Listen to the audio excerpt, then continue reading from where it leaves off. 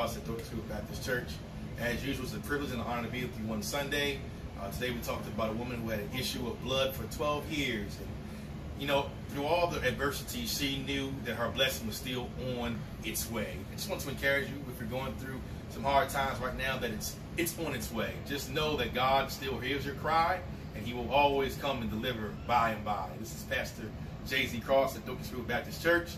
Charity is key. Thank you. It shouldn't be hard for you to find a reason why to give Him some thanks. It shouldn't be hard for you to find a reason to give Him His glory.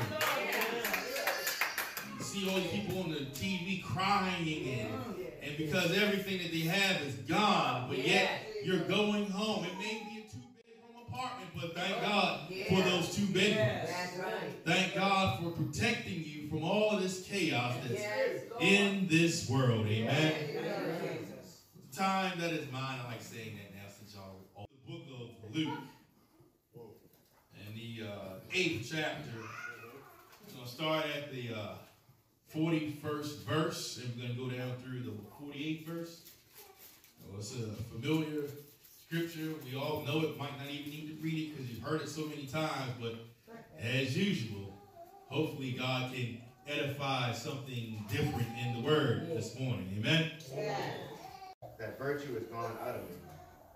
And when the woman saw that she was not hid, she came trembling and falling down before him. She declared it to him before all the people for what cause she had touched him, and how she was healed immediately. And he said to her, "Daughter, be of good comfort. Thy faith hath made thee whole. Go in peace."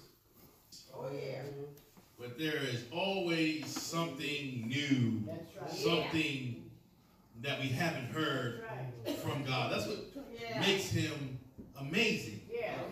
Is the fact of the matter is that you can read His word, the same chapter, every day, and then something different sticks out in that word. Amen. If I were to take a subject this morning, it would be, it's on the way. All right. It's on the way. And somebody in here may need to be encouraged that if you're in the midst of praying for something, to believe and have your rest assurance that it's on the way. That God hears what you have been praying about. Not only has He heard what you've been praying about, but now He is issuing your delivery or your package that is being sent to you right now. And in this particular scripture, we have a woman who was praying for a healing. It starts out by stating that she's gone to many places to have her healing. But instead of getting better, she's getting worse. That she's trying everything in her power to be made whole. But every time she turns around, she gets a head shake going, no, it's not so. But then her story begins to change because the characters in the story begin to change. Instead of consulting doctors, she hears about a man named Jesus. You see, when Jesus enters in any story, your story changes. Hallelujah, somebody. That even in the beginning thing, she's getting all of these no's and she's getting turned away. It says her situation is getting worse, but not getting better. But as soon as Jesus is introduced into any person's life, into any person's situation, into any person's challenge, into any person's problem, the challenge, the situation begins to change. And I'm going to tell you right now, church, that her situation changed at hearing. Not going to him, but at hearing that Jesus was coming, her situation began to change. You ever watch those movies when they introduce a character, the character may not have been on the screen, but you hear about them. You hear about their great works. You hear about what they've done there, as they say now in sports, their body of work.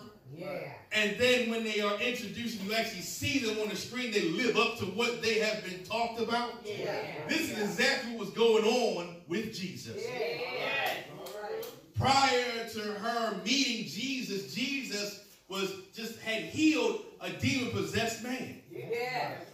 And he just crossed over to the sea, and people heard about him, and they wanted to hear a word from him. Somebody needs to know it's on its way. This woman's going from town to town asking for help. Asking for pharmacists, asking for doctors. Can you help me out? And by hearing of his word, she says, well, I'm not getting help by these earthly doctors. Let me go see the doctor. And his name is Jesus. Now, this woman, she had faith. Because we all know faith is the substance of things hoped for. The evidence of things not seen. So, at the word of hearing that the doctor was there, she said, I need to make my way to see him. But not only is good to have faith, church, but sometimes your faith needs a little bit of help. And that's called courage. Courage is the thing that pushed this woman to go get her help. Her faith was good. It was already there, but she had to do some more things in order to get her healing. Courage is not stated in your ego. Courage is not stated in your abilities. Courage is not stated in what you can do. Courage is acknowledging that you are weak in an area and could be possibly fearful, but still facing your fear in spite of. And we all know our scriptures. We all know our history. We all know that going out in the condition in which she was in took courage. Because it was against the law for women to go when they are bleeding out into a crowd. Not only was that bad, but also addressing a man in that point in time in history was also not the best thing to do. But in spite of, she knew that she had faith, but she also... And as I began to think things over, I began to analyze things in the way of, I'm ordering a package. I don't know about you, but I use Amazon all the time. Amazon I use it so much that I rarely go shopping because it comes to my house. And those of you who know about Amazon, and if you don't know, I'm going to help you understand where I'm coming from. That when you go on Amazon.com, there is a whole slew of things that you can buy. You can buy toothpaste. You can buy toilet paper. You can buy electrical equipment. You can buy clothes. You can buy shoes. You can buy pretty much everything. Oh, I'm about to preach that on Amazon.com. And the same way we apply Amazon.com in our earthly life is like praying to God in heaven. You hear what I'm saying? That you can pray to God, and He has so many departments in heaven that I need a healing, and His healing department comes out. Lord, I need some financial advice, and His financial advisors come out. And Lord, I need some legal help, and His legal advisors, His lawyers come out. Anything you need is in heaven. And all you've got to do is pray. And His receptionist hears exactly what you are praying for. And they direct your prayer to the given department in which you need the help. Now, as you know, that once you purchase something off of Amazon.com, you get an email. It's a confirmation email stating that they have received your payment. And that now it's in processing of being delivered. As I look at God, I look at him as a warehouse. Or in the scripture, they call him a storehouse. That in the storehouse, it houses everybody's answer to their prayer. In this storehouse is all of our blessings. In this storehouse is all of our healings and all of our things that we need God to deal with. And when we ask him, he begins to give us confirmation. Now, at the confirmation level, it has not left the house. It's still in the warehouse. But it's confirming that your system, your thing has been processed. And somebody right now may be at the stage where God has acknowledged your purchase, but has not issued your blessing yet. But you have to lean on your confirmation letter, knowing that God has heard your prayer, knowing that God sees your situation, that God knows that he is able to heal you or get you out of whatever situation that you're in. You see, that confirmation letter is the thing that encourages you when things start getting tough. Because you know Satan also sees your transactions as well. He sees that God just heard your prayer. And he sees that you just read your confirmation. And now he begins to try to act up in your life and try to cause things to change your prayer, to change who you are inside of your situation. Have you ever been there sometimes, church, where you pray to God and you start to feel that it's about to change in your favor, and then things just start acting up, things start going sideways? It's because something happened in the spirit, meaning that God is about to deliver something to you, but Satan also wants you to not be focused on what God is about to do in your life. But in those times, church, you need to go back to your confirmation letter, knowing that God has acknowledged your purchase. And that he's going to deliver it on time. That's right. Amen. So after things are confirmed, then God begins to go to the storehouse and pull down the exact blessing in which you need. And then you usually get another email stating that your purchase is now being sent. That's right. Come on. And now this woman was at that stage in her walk that I've been praying for 12 years to have my healing. I've been dealing with this issue for 12 years. But instead of giving up, she still kept the faith. In the flesh, she said, I'm still going to go see this doctor. And if he can't help me, I'm going to see this doctor. If she can't help me, I'm going to see this doctor. 12 years in this same situation, in the flesh, but yet she still had faith that her healing would come. Some of us get in a situation in our minds where we don't want to get our hopes up. We say, don't talk about it. Don't tell me about it, because I don't want to get too excited. Because if I get too excited and it don't happen, I'm going to get let down. But this woman didn't care about what was going to happen. She went to the same situation, the same type of faith. I'm expecting a healing. One way or another. So at hearing that Jesus was there, she said, I need to make my way to my healing. Now, sometimes, this is getting real good, man. When you get your letter in the email, and it has a tracking letter, it lets you know that it left the center. And usually when we're buying things, they're probably out of state, so there's some stops in the middle of you receiving your package and from God sending it out. That she has to deal with two things right now. She has to deal with the crowd, And she has to deal with her fear. That's right.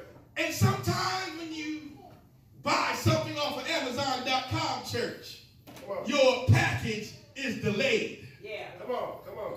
Have you ever been there? Yeah. That even in life in Christ, that sometimes your prayer or your blessing is delayed by certain situations in life to cause you to wait just a little while longer. But someone needs to be encouraged that even though you're waiting, it's still on. That Jesus was always moving. Jesus was not in a stationary position ever in life. He's always moving from town to town, preaching the good news, healing somebody, feeding somebody, blessing somebody, praying for somebody, touching somebody. So she knew that her window of opportunity was small. And sometimes when your package is being rerouted in Christ, you've got to learn how to go out and get it yourself. There are many times you are used to deliveries being made to your home in your own privacy, that you can just go out on your own leisure to get it. But sometimes you've got to go out and get the package yourself. And this woman is saying that Jesus is always on the move. I can't wait for Jesus to come to me. I've got to go to Jesus. And while she was going to Jesus, Jesus was already on the move. Because if we read in the beginning of this text, someone had already got his attention by the name of Jairus. He was kneeling before Jesus' feet and saying, Jesus, I need you to come and see about my daughter. And now he's got Jesus' attention, and now the window of opportunity is shrinking even smaller, but it's still on the way. And what you have to understand is that with this woman, she took it upon herself to take her package for herself. Right. The word of God says that she crawled on the ground. Come on. See, many of us are so pious and high and mighty that we want to get our blessing standing up. That's right. Come on. That we feel that we're so good that it has to come a certain way. That it has to come in a nice pre-packaged package with a bow on top with my name written on it, with all of these accolades and dressed up. But this woman said, anyway you bless me, Lord, Anyway, I'll be satisfied. I don't care if I get blessed on the ground. I am satisfied. I don't care if I get blessed from behind. I'm going to be satisfied because any way you do it, Lord, it's going to be all right. it's all right. Many of us found our blessings from behind in the first place. That's right. That when we touched Jesus, it was not from a situation of us having everything going well in our life. That we touched him from the ground. That we touched him when things was all in chaos. That we touched him when we didn't have money. We touched him when we were not in the best of health. We touched him in times of trouble. We touched him in times of adversity. We touched him in times that the enemy was on our backs. And then as she touched the hem of his garment, she was made whole. And then Jesus said, who touched me? That's what he said. Come on. Who touched me? The disciples are looking at each other, like I always like to say. Yeah. And they're shaking their heads. Jesus, you're asking a really dumb question. Come on. As we read in the beginning of the scripture, it says that they were pressing against him. That's right. That's right. They were wronging him. They were touching him left Right. and right. Yeah. And he had a question of, who touched me? Right. And this is finally, many of y'all may have gotten this from reading the scripture, but it finally rung a bell in my head that there were thousands of people touching him. Right. But only one person really touched him. That was amazing to me, that there were so many people coming to Jesus, touching him all over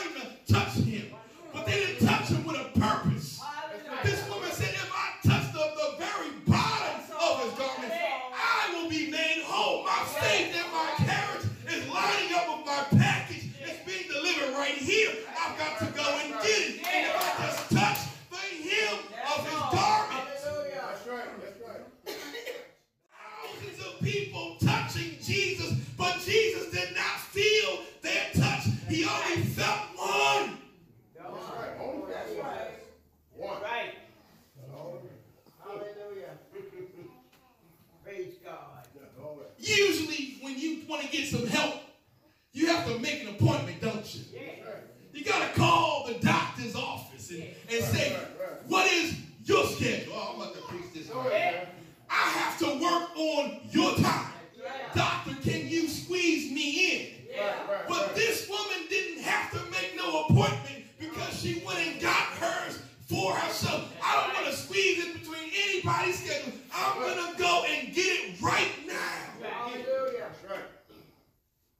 Jesus said, who touched me? Jesus, you've got Jairus holding you right now. He's dragging you over to his house. But who touched me? Jesus, you just told somebody this and talked to them and preached over here. But who touched me? Come on. And he began to explain the kind of touch he was talking about. He said, I felt the virtue leave That's right. Come on. That's what he said. my body. Right. And the reason why many folk weren't getting healed Come on. during that time was because they were waiting for Jesus to touch them Right. instead of them to touch Jesus. Right. Many of them needed him to actually perform something in front of them. But this woman already had her package when she said, at hearing Jesus, I'm going to go and find my way to touch him. She already had her healing in the works. They want Jesus to lay hands on it. Speak to it, Lord. Lay hands on it, Lord. But she said, I got to lay hands on you. Right. If he's already got the power anyhow, all he's doing is just saying some words to make it come out of him. I can just go in and take it for myself. All right now. All right. Come on. This is the only time Yeah. in his 3 years of ministry Come on. that someone took it for themselves. That's right. That's right. That's all right. It was the only time in his ministry that he didn't have to utter a word, didn't have to lay a hand, didn't have to do all of these things for show. That someone received the virtue and she unlocked her healing not by her money, not by her status, not by her name, not by her lineage, not by her genealogy. She released her blessing by her faith and her courage. You can't put price tags on those two things. Hallelujah. Praise God. Come on. Then as he began to search, she had to execute one more act of courage. That's right. That's right. Come on. Who touched me? Yeah. The disciples were saying one thing, but Jesus was expecting another answer That's right. because he knew where his virtue was pointed to. That's right. That's right. And in fear and trembling, the woman was over on the side. Yeah. And he says, daughter, your faith, by your faith, not by my words, That's right. not by my hands, but by your faith. You have been made whole. What if you were made whole before you got here? Because your faith was already moving in my direction. You were already made whole because you said, no matter what I've got to go through, I'm willing to go see the master. Hallelujah. Hallelujah. That's all right. Jesus. Come on. God not only healed her body, but he also healed her spirit. That's right. It's on the way, church. I want to encourage you as you go through your storms Yeah. that God sees what you're going through and that he is going to issue your blessing. That's right. Although it may be delayed, but it's not denied. Have faith that it's still on the way. I just wanted to come and remind you to tune into us on Throwback Thursdays. Always stay tuned on your YouTube channel because we always go back in time just to give you a new word. You never know when you need it next. Thanks for listening. Can't wait to see you next time.